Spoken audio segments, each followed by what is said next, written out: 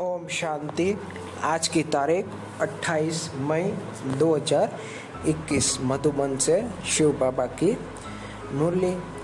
बाबा ने कहा, मीठे बच्चे, बाप द्वारा तुम्हें जो सृष्टि के आदि मध्य अंत की नॉलेज मिली है, इसे तुम बुद्धि में रखते हो, इसलिए तुम हो स्वदर्शन चक्रधारी।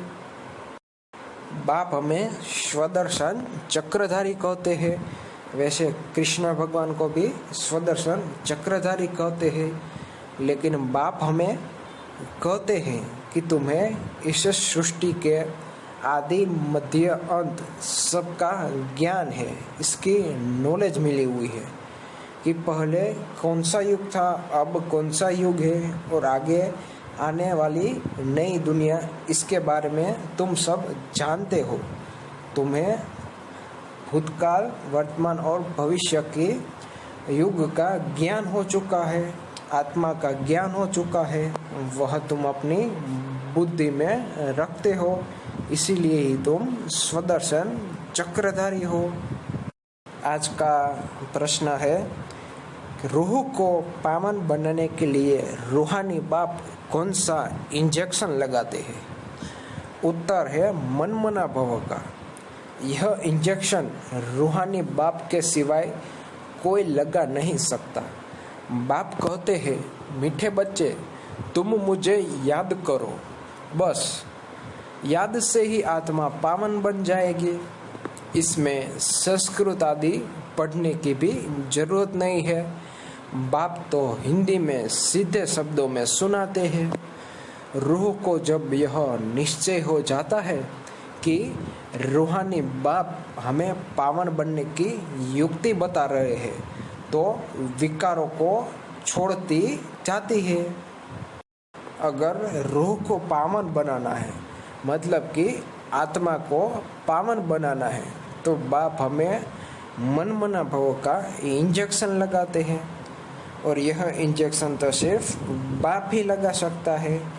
अगर कोई दर्द होता है, बीमार होते हैं, तो डॉक्टर के पास इंजेक्शन लेते हैं, दवाई लेते हैं।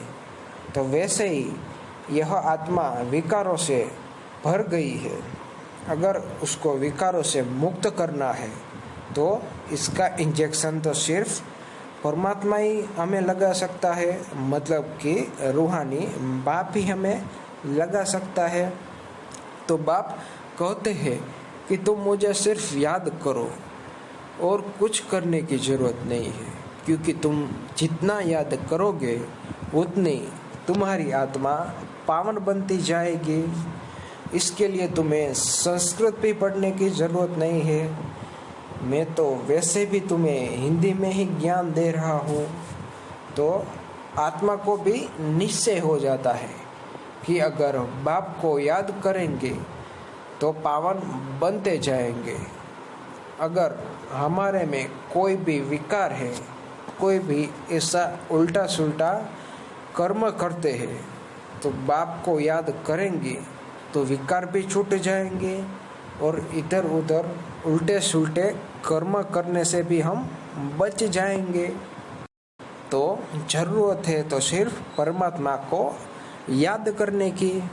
आज का वरदान है, अपने संपूर्ण स्वरूप के आह्वान द्वारा आवागमन के चक्र से छूटने वाले लक्की सितारे भव। अभी हमें अपनी संपूर्ण स्टेज बनानी है, संपूर्ण अवस्था, संपूर्ण स्वरूप बनाना है, तो हमारी स्थिति एक रस रहेगी। मतलब कि संपूर्ण फरिश्ता स्वरूप हमें बनना है, वरना तो ऐसा होगा कि कभी ऊंच नीच होती रहेगी, कभी परमात्मा की याद आएगी तो कभी नहीं आएगी। अगर यही स्थिति रही तो तुम लक्की सितारे नहीं बन पाओगे।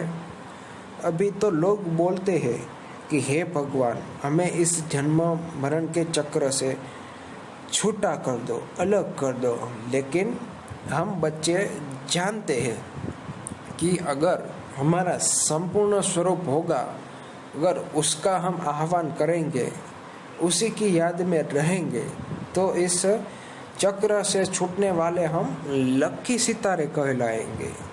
आने वाली दुनिया में हम देवी देवता का पद पा सकेंगे, राजाई प्राप्त कर सकेंगे। तो ऐसा रहा तो याद तो आवागमन नहीं रहेगी, मतलब कि अगर संपूर्ण स्वरूप होगा तो आवागमन का कोई प्रश्न ही नहीं, परमात्मा की याद रहेगी ही। आज का स्लोगन है, किसी भी विघ्न के वश होना अर्थात डायमंड पर दाग लगना। सच्चे हीरे को, डायमंड को सिर्फ जोरी ही पहचान सकता है। तो वैसे परमात्मा को अगर हम सच्चे स्वरूप में पहचान ले तो कोई भी विघ्न के वश नहीं होंगे, कोई भी विघ्न हमारे पास आएगा ही नहीं। किसी भी कार्य में अगर हम मग्न है तो माया तो आनी ही है। अगर माया की तरफ हम झुक गए तो वो कार्य पूर्ण नहीं होगा। इसीलिए परमात्मा की याद में रहेंगे तो कोई भी विघ्न हमारे लिए हवा के झोंके समान होगा और ऐसे ही उड़ते चला जाएगा। इसीलिए हमेशा परमात्मा की याद में रहो। अच्छा, ओम शांति। शिव बाबा की मुरली का यह वीडियो अगर आपको अच्छा लगा हो तो इस वीडियो को लाइक करिएगा, शेयर करिएगा और चैनल को भी सब्सक्राइब करिएगा। बाजू का बेल आइकन भी दबा दीजिएगा ताकि नई वीडियो आते ही उसकी नोटिफिकेशन आपको मिलती रहे। और कमेंट में ज़रूर लिखिएगा कि मुरली कैसी लगी। ओम शांति ज़रूर लिखिएगा। तो शिव बाबा का ज्ञान और मुरली ज़्यादा से ज़्यादा लोगों में शेयर करिएगा। अच्छा, ओम शांति।